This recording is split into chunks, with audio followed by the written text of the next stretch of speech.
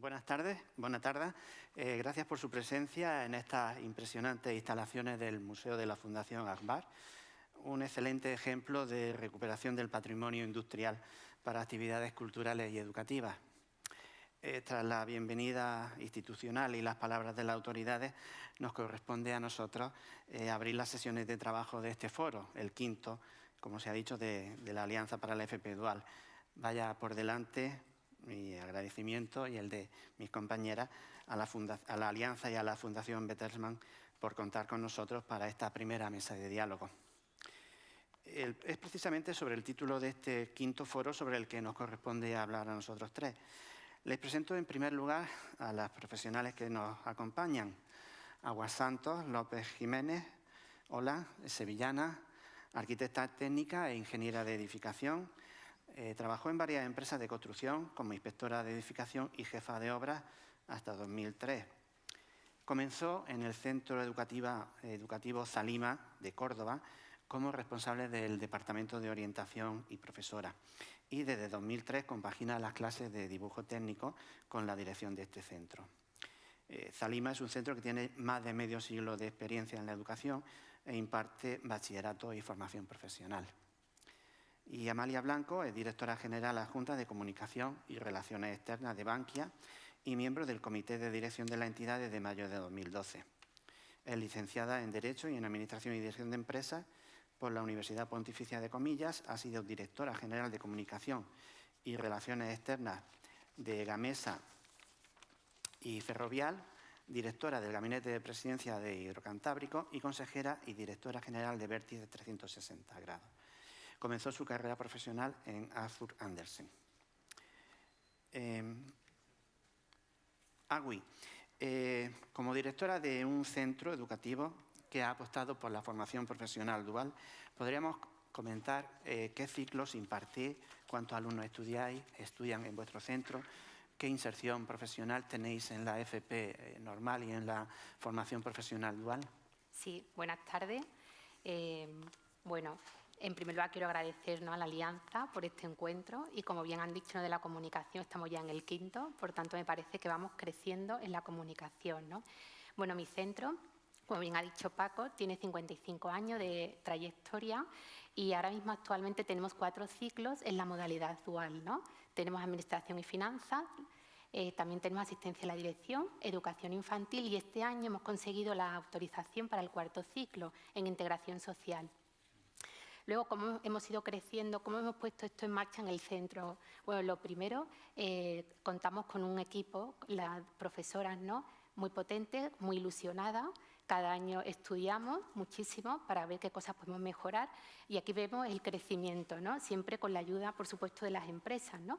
Empezamos en el 2016, empezamos con un único ciclo, con Administración y Finanzas. En el 17 nos lanzamos a pedir 2 de golpe, que fue Asistencia a la Dirección y Educación Infantil. En el 18 nos mantenimos, pero como hicimos un gran crecimiento, necesitamos otro año más para potenciar, ¿no? Y ya luego en el 19, que es este, ha sido cuando hemos incorporado el 4º, ¿no? Y nada, actualmente tenemos en la modalidad dual 66. Esto equivale a un 20% del total de alumnado de formación profesional. Y la inserción laboral este es el crecimiento de las empresas, ¿no? Esto lo podemos poner en marcha gracias a las empresas, porque sin ellas no lo podríamos poner, ¿no? Empezamos, como estáis viendo aquí en los gráficos, ¿no?, y actualmente pues tenemos las 66 empresas, ¿no? Y la inserción laboral actualmente es del 58%. Amalia, Bankia tiene un proyecto específico, Dualiza Bankia, para impulsar la FP Dual, pero además tenéis un proyecto propio especializado en Administración y Finanzas. ¿Qué resultado os está dando como empresa participar en esta formación en alternancia? ¿A cuántos aprendices, estudiantes tenéis y a cuántos soléis incorporar a Bankia? Buenos días a todos, buenas tardes y nada, un placer estar en este sitio tan bonito y en este quinto foro. Me gustaría hacer una pequeña introducción de por qué Bankia hace 6 años ya, en el año 2013, decide apostar por la formación profesional. La verdad es que en el fondo fue por limitaciones presupuestarias, es decir, teníamos muy claro que un tema en el que había que trabajar como empresa y que teníamos que trabajar todo el Estado era en el tema de la educación, que era el eje fundamental para luchar contra desigualdades y que era un eje que era tremendamente necesario. Decíamos, vale, educación es muy grande, nuestras limitaciones son también grandes, ¿dónde podemos centrarnos? Decidimos que en universidades había muchas empresas que trabajaban y sobre todo trabajaba un competidor nuestro que era el Santander, cuando dijimos universidades no, y vimos que la formación profesional realmente no había ninguna empresa privada que estuviese apoyando. Y dentro de la formación profesional, cuando decíamos vamos a apostar por la formación profesional, para nosotros también era importante el ver cómo podíamos trabajar por la implicación de las empresas en la educación. Es decir, me parece que hay un tema muy relevante que fue el que nos guió al decir, en el momento en que estamos viviendo como país, con la crisis a la que nos estamos enfrentando, la empresa no puede quedarse al margen del sistema educativo, no puede quedarse al margen de lo que está ocurriendo con generaciones, con unos jóvenes que no encuentran trabajo. Y por eso apostamos por la dual. Cuando decidimos apostar por la dual, una de las primeras reflexiones que hacíamos es decir, tenemos que dar ejemplo, no podemos ir a vender por España y por las cámaras de comercio y por las confederaciones empresariales las grandes ventajas que tiene la dual sin implementar nuestra propia formación profesional dual en Bankia. Y así empezamos a hacerlo. Estamos ya en la cuarta generación de jóvenes que se forman en Bankia en una formación profesional dual propia. Somos la única entidad financiera que tiene un ciclo propio de dualidad. Lo hacemos en 2 comunidades autónomas, en Madrid y en Valencia, con 4 centros, 2 en Madrid y 2 en Valencia. Hay centros públicos, privados y concertados, porque en el fondo era un piloto. Es decir, queríamos también el probar, el ver cómo hacerlo. Si vamos por la cuarta generación, cada año formamos unos 50 jóvenes y de estos 50 jóvenes formados cada año pues se integran alrededor de 20, más o menos en Bankia. En este momento tenemos ya 50 personas de formación profesional dual Bankia trabajando en Bankia con resultados magníficos, unas evaluaciones extraordinarias. Son gente que vienen formadísimas y con una motivación tremenda. Además están progresando internamente y ascendiendo. Y la verdad es que todo es positivo. Es verdad que la implicación de Bankia, una cosa que nos hemos encontrado es que bueno, lo podemos fomentar desde la Fundación Bankia y lo podemos fomentar desde las áreas donde hemos lanzado este proyecto. Pero la implicación del área de recursos humanos ha sido total y absoluta y nuestros compañeros que hacen de tutores, nuestra gente de formación, cómo se implica con el centro en la definición de los temarios. Es decir, la implicación es total y estamos pues, muy satisfechos, muy contentos y es verdad que de cara a tratar de fomentar que las empresas lo implanten, pues no es lo mismo cuando les puedes contar la experiencia, las dificultades que las hay y las inmensas ventajas que hemos obtenido. Perfecto. En la presentación, Mariano Carballo se ha referido a la falta de una normativa estatal que estaba prevista en el Real Decreto de 2012. Como comenta, vosotros tenéis formación profesional dual en Madrid y Valencia. Y quería preguntarte qué dificultades habéis tenido que salvar para adecuar vuestro proyecto de FP dual a 2 normativas de comunidades diferentes, de comunidades distintas. Bueno, siendo solo 2 comunidades, y es verdad que cuando empezamos a trabajar con la Comunidad Valenciana, este fue un proyecto, nosotros tenemos nuestra sede social es Valencia, Comunidad Valenciana, y con la Consejería de Educación, con cualquier tipo de gobierno y con cualquier color, siempre hemos tenido una relación magnífica, y es verdad que en la Comunidad Valenciana pues ayudaron y flexibilizaron y nos ayudaron a organizarlo. Si intentásemos organizarlo a nivel 17 comunidades autónomas con 17 legislaciones diferentes, pues yo creo que se nos haría la vida bastante más complicada. Pero bueno, con flexibilidad por parte de estas 2 administraciones no nos fue complicado, pero ojalá progresásemos a un sistema único, porque es verdad que lo hace para empresas de ámbito nacional que quieran implementarlo en todas partes, yo creo que lo hace imposible. Como decíamos, en esta primera mesa de diálogo y debate nos centramos en el aspecto de la comunicación. En el esquema clásico de la comunicación, pues sabemos que contamos con un emisor, un mensaje, un medio y un receptor. En cuanto en lo que se refiere a comunicar FP dual, creo que podemos decir que hay 3 receptores: los centros educativos, las empresas y la familia y los alumnos. Agui, ¿consideras que los centros educativos contáis con suficiente información respecto a la FP dual? Sí, los centros disponemos de información y es factible pues, presentar nuestros proyectos en la Administración. Pero sí aprovecharía para hacer 2 llamamientos, ¿no? Por un lado, que ya ha salido, ¿no?, es trabajar y crear sinergias entre las 3 entidades que somos responsables de la puesta en marcha con éxito de la dual, ¿no? Administración, empresas y centros educativos. Y luego, el otro llamamiento es que haya igualdad en todas las comunidades, ¿no?, que en todas sea obligatoria la remuneración. Pienso que el éxito de la inserción laboral de nuestros alumnos tenemos que ir trabajando al unísono. Lo de la remuneración es un debate abierto que podemos luego tratar. Bueno, Bankia es una de las grandes empresas del sector bancario que se ha implicado en la FP, como hemos comentado. Por vuestra dimensión, Amalia, tenéis una estructura corporativa, departamentos de recursos humanos, etcétera, tutores específicos. Pero en el caso de una pequeña o mediana empresa, que son la mayoría en el país, creo que tienen un poquito más complicado el llegar hasta la FP dual. ¿Cómo crees que se debería abordar el tema de la pequeña y mediana empresa para que participen en los proyectos de FP dual? Bueno, primero que es evidente, o sea, lo tienen muchísimo más difícil, lo tienen casi imposible. Es decir, el tener tutores, el tener un departamento de recursos humanos implicado para una pyme es muy complicado. Yo creo que hay una primera dificultad y es que tenemos una estructura en este país de empresas pequeñas enorme y lo que hay es un gran desconocimiento. Primero, así como en los centros de CIS disponemos de la información, yo creo que a las pymes no saben ni que existe la formación dual. Yo creo que, por tanto, hay que hacer primero un trabajo de difusión importante de su existencia. Yo creo que luego tenemos que ser capaces de transmitirles las ventajas que para ellos supondrían, porque dentro de que lo tienen más complicado, hay algunas pymes que lo están implantando y nosotros tenemos algunos ejemplos muy concretos cercanos a nosotros porque han participado en proyectos, empresas de 30, 40 personas y que han sido capaces de implementar duales con éxito. Entonces, yo creo que el ser capaces de transmitir las ventajas que les llevaría como empresa en su competitividad el implantar una dualidad, yo creo que es importante saberlo transmitir.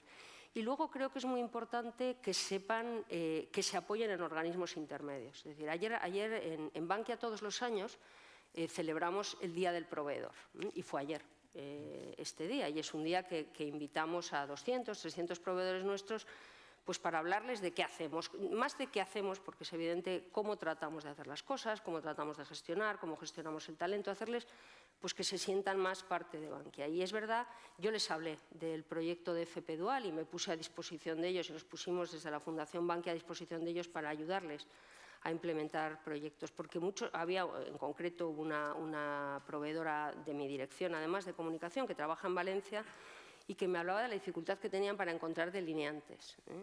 Y no sabía de lo que le estaba hablando con la formación dual. Y se fue con la idea de decir, pues se lo voy a decir a mi polígono, porque a lo mejor nos interesa pensarlo no a nivel empresa, que no podemos, pero sí a nivel polígono industrial donde trabajamos. Entonces yo creo que es muy importante que los organismos intermedios pensemos con estos organismos, que pueden ser cámaras, que pueden ser confederaciones empresariales, que pueden ser organizaciones sectoriales o que pueden ser polígonos industriales, cómo pensar en programas de dualidad que al final se ejecuten desde este centro intermedio y que las beneficien a las pymes, porque es verdad que tal como están los requerimientos actuales para tener una dual, se les hace muy difícil. Yo creo que ahí también deberíamos hacer un llamamiento a las administraciones de que simplifiquen la dualidad, porque es que hay veces también que las exigencias hacen que es que las pymes se tengan que ver excluidas de poderlas implementar. Estupendo. Bueno, en cuanto a la difusión de la FP Dual, traemos de Andalucía una noticia de ayer mismo. Ayer el Consejo de Gobierno de la Junta aprobó la creación de la figura de un profesor prospector. Profesores que se van a dedicar, 3 o 4 profesores por centro, a buscar empresas, a difundir la FP y a buscar empresas para que trabajen con una remuneración fuera de su horario de trabajo. Y ayer mismo lo aprobó, así que esperemos que dé resultado en Andalucía. Bueno, estamos viendo aquí algunos gráficos que nos indican el incremento de alumnos en la FP. También se ha comentado en la presentación. Y, Awi, bueno, pues te quería preguntar a ti cómo analizas esta evolución ascendente del número de alumnos de FP. ¿A qué crees que puede estar debido? Sí, pues bueno, la formación profesional ahora mismo está en auge, ¿no? ¿Por qué? Porque es flexible, es innovadora y a la vez muy cercana a la realidad, ¿no?, que demanda los empresarios, ¿no? Y luego también, ¿no?, es frecuente ver en nuestras aulas el alumnado con titulaciones universitarias, porque no han encontrado hueco en el mundo laboral y optan, ¿no?, para cursar FP para intentar la inserción laboral desde la formación profesional, ¿no?, y cada vez más frecuente. Ahora mismo, este año, pues yo pienso que tenemos en nuestras aulas el 12% es de alumnos que vienen de universidad. Y luego también nos encontramos, ¿no?, pues ante un mercado global, incierto y con un cambio de nuevas tecnologías muy rápido, ¿no? Entonces, la formación, a ser estudios más cercanos a la realidad, que hacen, ¿no?, pues que facilitan que la mano de obra, ¿no?, que sea más rápida, que se adapte a lo que realmente necesitáis los empresarios, ¿no? Tenemos que, por eso esa sinergia y esa flexibilidad la tenemos, ¿no? Y luego también los datos que han salido, ¿no?, del Instituto Nacional de Estadística para el 2020, que eso está aquí, ya estamos en el 20, ya vamos tarde, ¿no?, en información de datos estadísticos. Se prevé, ¿no?, que el 50% de trabajos, ¿no?, de puestos de trabajo, lo van a ocupar formación profesional, o sea, alumnado con esa titulación, frente al 35% de titulados universitarios. Me parece que eso es un dato interesante. Y ha salido el del 30%, ¿no?, y el crecimiento es mayor. Me parece que está totalmente en auge. Sí. ¿Encontráis, Amalia, diferencias, como comentaba Agui, entre titulados universitarios, titulados medios? ¿La empresa, vuestra empresa, qué necesita más? ¿Titulados superiores, titulados medios? Yo creo que las empresas cada vez lo que necesitamos más es competencias transversales de adaptación al cambio. Es decir, yo creo que de hecho, y el director de la Fundación Bankia, Juan Carlos, viene de la parte de personas y lo hemos hablado muchas veces. Es decir, ahora ya la formación académica, no digo que sea baladí, pero al final tener personas flexibles, creativas, con capacidad de adaptación al cambio, con inquietud por formarse, casi es un tema que le das mucha más relevancia cuando entrevistas a una persona, porque los conocimientos técnicos que tienes hoy ya no sabes si te van a servir dentro de 2 años, y lo que necesitas es tener gente que se vaya sabiendo adaptar. Pero bueno, nosotros, ya te digo, nosotros siempre hemos... Es una cosa que a lo mejor no debería contar, pero cuando empezamos con este proyecto en la dirección de personas, pues nos venían a decir, pero ¿para qué vamos a contratar a titulados de formación profesional habiendo universitarios en paro? Casi ese era el pensamiento que había en esos momentos. Yo creo que ahora ha cambiado radicalmente. Es decir, los técnicos de formación, los que se han educado en esta formación profesional dual Bankia, están dando, no quiero comparar, porque no es, al final depende de las personas, y hay personas que dan resultado magnífico y vienen de la universidad y personas, pero que no hay nada que envidiar. Es decir, gente que ha entrado hace 2 o 3 años y que ya son asesores financieros, que están dando, vamos, no sé, nuestra experiencia desde luego está siendo con los técnicos de formación profesional. En las últimas jornadas incluso mejor que con universitarios. Pero yo tampoco quiero entrar en esa comparación porque hay gente buena en todas partes, y es mucho más un tema de actitudes personales para enfrentarte al trabajo, para enfrentarte a tus compañeros, a la experiencia que le quieres hacer vivir al cliente. Muchas veces no depende tanto de los conocimientos técnicos, sino de cómo seas como persona. Son gente que vienen con gran ilusión, con una motivación enorme, y por tanto nuestros compañeros, los directores de oficina, los directores de zona, solo nos transmiten cosas positivas de ellos. Perfecto. Bueno, creo que en los institutos, en los centros educativos, los orientadores tienen un papel esencial a la hora de aconsejar a los alumnos y a las familias el mejor itinerario para sus hijos. También es cierto que cuando hay centros con 1000 alumnos que solo tienen un orientador u orientadora, pues esa labor se hace muy complicada. Precisamente la Fundación Bertelsmann ha desarrollado el modelo Excelente para ayudar a los centros educativos y convertir la orientación en un valor añadido de los mismos. Ahí está la página y les invito a que lo conozcan. Agui, tú has sido responsable del Departamento de Orientación de tu centro. Desde tu experiencia, ¿cómo pueden y qué necesitarían los centros para realizar una mejor labor orientadora y evitar así, pues, titulares como el que estamos viendo, ¿no? Que el 77% de los padres no orientan a sus hijos hacia la FP todavía por una mala imagen? Es una noticia de este año, hace un par de meses, me parece. parece como contradictorio, ¿no?, encontrarnos esta noticia con la demanda, ¿no?, el auge de la FP, de la formación profesional, ¿no?, y de la modalidad dual, ¿no? Pero me parece que a día de hoy tenemos todavía mucho que dedicarnos, ¿no?, y necesitamos portavoces, altavoces, ¿no? Y efectivamente, ¿no?, tenemos que dedicarnos y empeñarnos mucho por comunicarnos las ventajas, ¿no?, y las fortalezas que tiene esta vía profesional, ¿no? Pero verdaderamente para comprender este titular me parece que tendríamos que retroceder un poco en la historia, ¿no? Porque cuando España tenía mucha carencia de universitarios, ¿no?, y había una mano de obra excesiva, ¿no?, y no estaba cualificada. ¿Qué pasó? ¿No? Que pasamos al extremo contrario. Se impulsó tanto la universidad que llegamos a tener más universitarios que después era imposible ubicarlos, ¿no?, como está sucediendo, ¿no? Y ahora, pues claro, esto va y viene, ¿no? Entonces, ¿qué pasó, no? Con tantos universitarios, pues las leyes educativas, ¿no?, que dijeron, ¿no?, que el alumnado va a la universidad o a la formación profesional según su éxito académico. Ahí es donde está el fallo. Es lo que ella decía, ¿no? O sea, que es que los malos no se quedan en la formación y los buenos se van a la universidad. No, es que tenemos que saber sacar lo mejor de cada persona, ¿no? Todos sumamos y todos construimos, ¿no? Y desde la orientación, los centros educativos, tenemos que ver, sacar el potencial, la valía, los talentos, la competencia, habilidades, ¿no? Me parece que tenemos que ir mucho a la persona, ¿no?, en tres sentidos, ¿no? Tenemos que saber, ¿no?, el saber decir, el saber hacer y el saber ser. Me parece que son las tres claves del éxito. Yo creo, además, un poco añadiendo a ese comentario del 77% de los padres, yo creo que al final los padres queremos lo mejor para nuestros hijos, y en la medida en que la empleabilidad de los jóvenes que estudian formación profesional, decías tú cuánta gente de la universidad se está traspasando a centros de formación profesional. Pues yo creo en la medida en que sea una evidencia, que va a también estar muy ligada a la comunicación. Es decir, cuanto más seamos capaces de comunicar y de transmitir las ventajas en la empleabilidad de la formación profesional, más padres habrá. Ya te digo, yo creo que lo que queremos es que nuestros hijos tengan un sueldo, vivan de su empleo y puedan salir del ámbito familiar, con lo cual yo creo que ahí los padres cambiaremos. Pero yo creo que es verdad que los padres tenemos que también aprender, o sea, esa orientación que hablabas de los hijos y de las familias, yo creo que los padres necesitamos aprender mucho de orientación, entre otras cosas, saber qué oportunidades existen. Yo cuando nos hemos metido en este mundo de la formación, nos hemos metido más en este mundo de la formación profesional, me quedo muy impresionada cuando voy a algunos centros y descubro formaciones que no sabía ni que existían.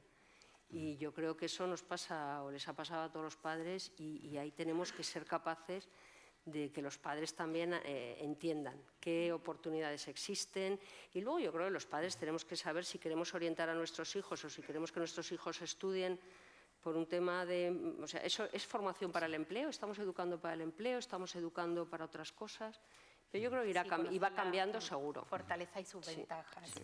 Y sacar ejemplos buenos de gente que, habiendo estudiado formación profesional, ha progresado en su vida profesional, y tener esos ejemplos positivos que de cara a los padres, ya no a los hijos, también a los padres, les anime a avanzar. Sí, comentaba las profesiones que se estudian, más de 150 ciclos distintos hay ahora mismo en los centros españoles.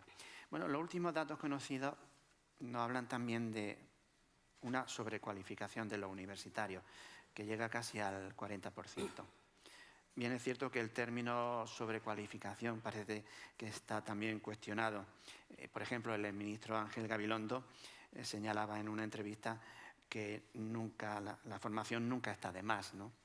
Sería tan insensato como decir que alguien tiene exceso de salud, decía el ministro. Pero bueno, se estima que para el 2030 el 65% de los empleos exigirán una formación técnica de tipo intermedio. Desde distintos sectores se reclama una mayor coordinación entre universidad y formación profesional. Y en ese sentido, Amalia, por ejemplo, ¿cómo crees que podrían colaborar o hacer sinergia universidades, centros educativos? Bueno, yo no soy una experta en el sistema educativo, con lo cual tampoco soy quien para dar consejos. Es evidente que, por lo que voy viendo, sería magnífico que hubiese unas pasarelas entre centros y universidades mucho más sencillas. Yo creo que, bueno, es que no me quiero meter en ningún jardín, porque yo no sé si, por ejemplo, yo no sé hasta qué punto que la formación profesional se pudiese impartir en universidades. Por eso te digo que no me quiero meter en jardines, pero bueno, yo no digo con profesores de la universidad, sino que de alguna forma el profesorado de la formación profesional, o sea, es que a mí me parece que la formación profesional de grado superior es tan superior como la formación universitaria. Y a veces los padres, ese rechazo a que mis hijos estudien formación profesional es que parece que es segundo... O sea, no sé, no tengo ni idea de cómo hay que arreglarlo y no me quiero meter en más jardines. Por ahí van un poquito, por ahí. Pero por ahí que ahí anda. hay algo que hay que pensar. Yo es decir, lo que no puede pensar es que los padres pensemos que la formación profesional es una formación inferior a la universitaria. Es una sobre todo la formación de grado superior.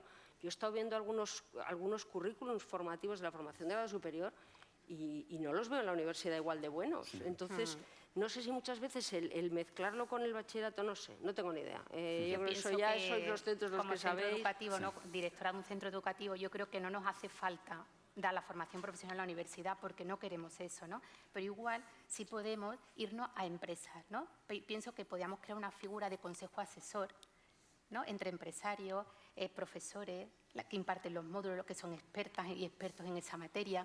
Ahí es donde tenemos que crear sinergia, ya que hemos dicho que es flexible porque se adapta a la realidad. En la universidad está también muy enfocada a la investigación, son perfiles distintos, ¿no? Me parece que tendríamos que crear esa sinergia de consejo asesor por parte de la empresa y sí, como directora me encantaría pues impartir mis ciclos en empresas, dentro de la empresa. Me parece que, no porque coincide, ¿no? Me lo dijeron y lo olvidé, lo vi y lo entendí, lo hice y lo aprendí y creo que lo tenemos que hacer en las empresas, creo que puede ser eso, ¿no? Tenemos que terminar, pero voy a tomar un minuto.